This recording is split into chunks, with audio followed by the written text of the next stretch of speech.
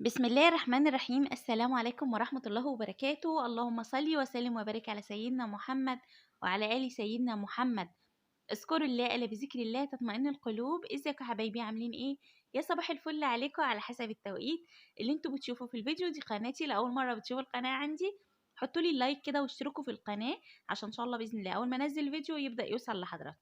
بصوا بقى فيديو النهارده فيديو حلو جدا، فيديو الحصاد. يعني بصوا فيديو الحصاد، وهقول لكم تجربتنا في الفراخ الساسو اللي هي الجيل الاول. هذبح معاكم النهارده وهنضف وهنطبخ مع بعض، فالفيديو بقى طويل، فاتمنى بقى ان انتوا تسمعوا للفيديو للنهايه وحطوا لي اللايك بالله عليكم كده لو عجبكم الفيديو، وشجعوني حبايبي في المحتوى اللي احنا بننزله عشان ان شاء الله باذن الله انزل فيديوهات كتيره. بصوا بقى مبدئيا دي مراحل من تربيه الفراخ الساسو، يعني انا حبيت كده اجيبها لكم من الاول خالص اوريكم برضو كده المراحل بتاعتها. ما شاء الله الجيل الاول حلو جدا، بيكبر بسرعه، مش بيستهلك معاكي علف كتير. وطبعا احنا بدأنا نعمل تقليبه كده من بعد ال 35 يوم، وزي ما انتم شايفين حضراتكم احنا يعني عمر 15 يوم لو كان بيتبقي مننا كده شويه رز او شويه مكرونه الصراحه كنا بنحط ليهم على الايه، على العلف، والفراخ كانت بتاكل وزي العسل كده زي ما انتم شايفين اهو. تمام. فاهم حاجه كده ان احنا نكون مظبطين كل حاجه. دي البطاريه، الناس اللي بتسالني عليها، البطاريه الخشب احلى ولا الحديد؟ انا من تجربتي وفيديوهات كتيره الصراحه قلت لكم مع الوقت ومع التجربه اكتشفت ان الخشب دي انا معرفش اعوضها، حلوه جدا في غسيلها فوق الروعه. وانت ممكن كمان تعمليها بالطريقه اللي انت تعجبك، يعني ممكن تعمليها الباب كده بيتفتح، وممكن ان انت تصغري الباب شويه وتعملي بس كده باب تاني، فما فيش مشكله. يعني انت ممكن تبداي ان انت ايه تعمليها زي ما انت عايزه. بصوا هنا برضو كنت بقول لكم انا جايبه حته الفول عشان هنبدا نعمل تقليبه ليهم كده. كان في الوقت اللي انتوا شايفينه ده كان عمر تقريبا 35 يوم، فبدانا كده ان احنا بقى نعمل ليهم كده ايه تقليبه كده ليهم على الايه على العلف. طيب هرجع بس اتكلم في البطاريه حبايبي. البطاريه الخشب انت بتعملي الارتفاع مناسب حلو جدا ليهم. حتى كمان في فصل الشتاء لما بيبدا الفرخ انت بتحطي اللمبه جوه البطاريه، فمش بتبقي خايفه ان اللمبه تتحرق زي البطاريه الحديد. الارتفاع بينها صغير جدا، سواء في ارتفاع اللمبه او ارتفاع درج السبله وحش جدا الصراحه مع التجربه. بس الدنيا ماشيه يعني مفيش مشكله. بس انا بقول لكم تجربتي في البطاريه.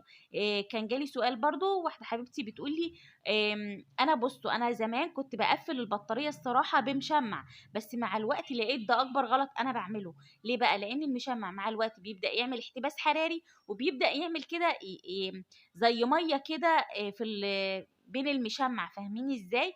فببص الاقي لا مع السخونيه الجامده فبيعمل زي شبوره كده وميه وكلام من ده، فكده غلط. طيب انا اعمل ايه؟ هقول لكم دلوقتي انا بقى بدات بعمل ايه. تمام. هنا برضو زي ما قلت لكم كده دي مراحل من الفراخ الساسو، خلطاتها بسيطه، ما اديناش علاج نهائي نهائي خالص. ما اديناش اي حاجه. كل اللي بنعمله حبايبي بنعصر ليمون، بنحط خل بنحط اعشاب على على علف ليهم، ده اللي احنا بنعمله. بنعمل شاي بنحط بقى التفل على العلف، وبنبدا نحط الشاي في الميه بيشرب وبيبقى زي الفل، مفيش مشكله. بنستخدم معاهم ايه كمان؟ العسل الصراحه. العسل ده بصوا هنا بقى الدرج كده اهوت ارتفاعه حلو في البطاريه الخشب. هنا هبدا احط لهم بقى من الخلطه اللي احنا عملناها اهي زي ما انتم شايفين. حطينا العيش المتكسر وحطينا حته الفول وحطينا شويه العلف اللي متبقيين عندنا، وعملنا بقى تقليبه كده كمان تقضيهم شويه. هنذبح النهارده منهم جزء وهنخلي جزء، وهقول لكم برضو احنا لما ذبحنا الوضع كان ايه. وهعمل معاكم الاكل كمان ان شاء الله كده على السريع يعني. بصوا بدات كده ان انا احط لهم الايه الاكل. ما تحطيش اكل على اكل، استني اما يخلصوا شويه الاكل، بعد كده ابداي ايه حطي ايه شويه بشويه. بصوا حبايبي عايزه اقول لكم على حاجه، يعني البطاريه هنا كده واخده تقريبا 6، 1 2 3 4 5 6 واخده 6 فرخات، وممكن ازود كمان معاهم فرختين مفيش مشكله.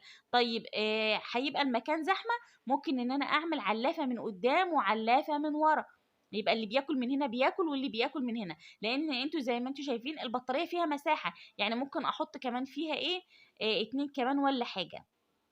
طبعا الفراخ الساسو غير الفراخ البيضة، لان البطارية دي اخرها مثلا ممكن 6 في البطارية دي او 7 برضو، يعني اخرها 7 فرخات ابيض لحد ما تذبحيه. بصوا هنا انا بقول لكم عشان ارتفاع اهوت الدرج مش حلو، فانا حاطاه في الدرج التاني، يعني انا حاطه الدرج في الدرج التاني، فالسبله بتنزل بقى ايه تحت كده، فده طبعا مساعدني شويه. بدات كده طبعا احنا مقسمين هنا شويه وهنا شويه. بصوا هنا احنا برضو حاطين ايه، حاطين نعناع جاف، منشفين نعناع وحاطينه، وكان عندنا ربطه بقدونس برضو منشفينها ومحطينها برضو ايه ليهم كده على العلف. عايزه اقول لك من احلى برضو الحاجه اللي تعمليها على العلف، البقدونس الناشف ده يعتبر غسول كلوي. فبنبدأ كده نحطه ليهم اهو زي ما انتم شايفين، بقدونس مع شوية نعناع ناشف. بنبدأ كده نقدمه على الخلطة اللي احنا عاملينها كده زي ما انتم شايفين اهوت حبايبي. ده كده نعناع مع بقدونس. بدأنا كده نحط برضو الوجبة اليوم كده كله ياكل، والمية برضو غسلناها. طبعا احنا بنشغل كهرباء ولا لا؟ احنا مش بنشغل نور الصراحة، يعني احنا بنستكفي كده ان احنا مثلا ايه بنيجي بالليل نغطي شوية عشان البرد، لان هما في فراندا، يعني هما كمان مش بلكونه، لا دي فراندا مفتوحه بس بنشد الستاره كده. بصوا جالي سؤال بالنسبه للمشمع، لا ما تحطيش مشمع، حطي شكاير كده وقفلي بيها البطاريه كده زي ما انت شايفه، ولازم يكون في فتحات تهويه. سيبي الظهر عريان، ما تغطيهوش ولا حاجه. طب في فصل الشتاء هعمل ايه؟ ممكن ارمي بقى عليه مثلا كبرتايه، ارمي مثلا بطانيه خفيفه كده من ورا، الكلام ده كده تمام. المهم ان انا مش عايزاكي تقفلي جامد. بصوا احنا بنعمل بقى قبل الذبح كده بشويه باسبوع، بنبدا نحط معلقه عسل نحل او عسل اسمر، وبعصر كده ليمونه، وببدا بقى ان انا ايه اقدمها للطيور عندي تشرب منها. حلوه جدا. عايزه اقول لكم والله العظيم احنا النهارده العمر الكام عشان هنذبح الفراخ دي؟ بالظبط النهارده 50 يوم. طبعا دوره الفراخ الساسو بالظبط 60 يوم، بس احنا ذبحنا عمر 50 يوم. الفراخ عسل والله العظيم، طعمها حلو جدا جدا، احلى من البلدي كمان. في الطعم احلى من البلدي. ليه بقى؟ لان احنا دخلنا بواقي البيت، يعني احنا دخلنا بواقي البيت. وكمان هوزن معاكم دلوقتي اهو على الميزانه. بصوا هنا انا حاطه ميه بقى ايه عشان هنذبح على طول. بصوا الاوزان معانا 2 كيلو و2 كيلو ونص، يعني في كده كم فرخه 2 كيلو، وبقيه الفراخ 2 كيلو ونص، وفي ازيد شويه، يعني في ازيد من 2 ونص بشويه. فاحنا نقينا برضو الايه الفراخ كده اللي هي ايه كبيره شويه، وسيبنا الصغيرين شويه لان لسه قدامهم 10 ايام. هنا طبعا انا ذبحت خلاص، هبدا كده ان انا ايه، طبعا احنا في فيديوهات كتيره ريشنا وذبحنا، بس انا بقى بصوا بقول لكم هنا ايه شايفين ده ان الفرخ لسه محتاج 10 ايام كمان، يعني لسه برضو في الريشه اللي هي الصغنونه دي. فانما طبعا لما الفرخ بيكون خلاص خد كفايته في التربيه، مش عمرك ما هتلاقي الريشه الايه الصغيره دي. هوضحها لكم دلوقتي تمام، بس ما فيش مشكله، يعني احنا نضفنا وكانت الفراخ زي العسل. وهبدا كده ان انا ايه امسك فرخه فرخه وهقسمها دلوقتي برضو باذن الله. تمام، هنطبخ برضو دلوقتي ان شاء الله باذن الله. لو وصلتي معايا لحد هنا يا قلب اختك، انزلي بقى قولي لي ان انت وصلتي معايا لحد هنا، وحطي لي اللايك على الفيديو لو انت لسه مش حاطه اللايك. بصوا حبايبي اهوت ده كده الريش الصغنن. وزي ما قلت لك لو انت مش ذابحه بدري مش هتلاقي الكلام ده، يعني هتبصي تلاقي الريش خلاص استوى معاكي وحلو، ويبدا كده كله يبقى زي الفل معاكي. فراخنا ما خدتش اي علاج والله، دخلوا الخير في بيوتكم. الفراخ حاجه كده خير في البيت، حاجه كده نعمه في البيت. انت دلوقتي عشان تروحي تجيبي الفرخه، الفراخ البلدي الكيلو ب 120. الكتكوت البلدي اللي كنا زمان بنجيبه، والله العظيم كنت انا وجارتي بنروح نجيب التمانية ب10 جنيه. انا لسه كنت بقول لها دلوقتي الكتكوت ب12 جنيه وب13 جنيه الكتكوت البلدي. فالله المستعان. الكتكوت الساسو النهارده عامل 25 جنيه. الفراخ دي زي ما قلت لكم عمر 50 يوم. الفرخ الابيض نزل شويه، فالله المستعان بقى. فهرجع اقول لكم بقى من تجربتي في الطعم، حلو جدا جدا. شويه فراخ زي العسل زي العسل. زي ما قلت لك ما تفرقيهاش عن الطعم البلدي، يعني انا اكلت منها النهارده، لا الطعم حلو جدا جدا. متخيلين كمان بقى الفراخ دي لو اتسابت 10 ايام كمان، ربنا يا رب يبارك فيهم، هيبقى بقى الحجم معانا قد ايه والاوزان معانا قد ايه. هنا بصوا انا قسمت، شايفين الورك ما شاء الله عامل ازاي، والصدر شايفين اهوت. حاجه كمان تفرح كده الفراخ الساسو دي.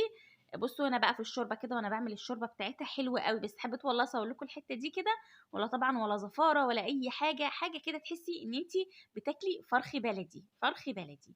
بدأنا بقى نقلنا الفراخ اللي ايه اللي باقيه كلها مع بعض. عايزه اقول لكم على حاجه سبحان الله، عاملين بصوا انا عامله دس عاملين ايه عاملين زي الفراخ البلدي بيضربوا في بعض. طب تعملي ايه؟ دخليهم بالليل، ما يعني اقصد حبايبي دخلوهم بالليل في الضلمه. هيقوموا الصبح هتلاقي الوضع عادي، انما انتوا لو دخلتوهم مع بعض كده بالنهار مستغربين الدنيا وهيبداوا يضربوا في بعض. فاحنا هنضطر كده ان احنا ايه، سيبناهم شويه وهنتابع لو في اي مشكله هنبدا ان احنا ايه نعزلهم تاني وندخلهم بالليل في الضلمه مع بعض. تمام، ده كان فيديو النهارده. اتمنى كده تكونوا اتشجعتوا في فيديو النهارده، وزي ما انتوا شفتوا معايا في اول الفيديو حبيت افرحكم ان العصافير عندي باضت. لو عايزين اعمل لكم فيديو عن العصافير وبهتم بيهم ازاي قولوا لي برده، ممكن اعمل لكم فيديو. اشوفكم ان شاء الله حبايبي في فيديو جديد. ما تنسوش تدعموا القناه. والناس اللي بتقولي انت رجعتي يا ام يوسف، ايوه حبايبي انا في مصر بقالي فتره كبيره، فادعوا لنا كده بصلاح الحال. اشوفكم ان شاء الله في فيديو على خير، مع السلامه.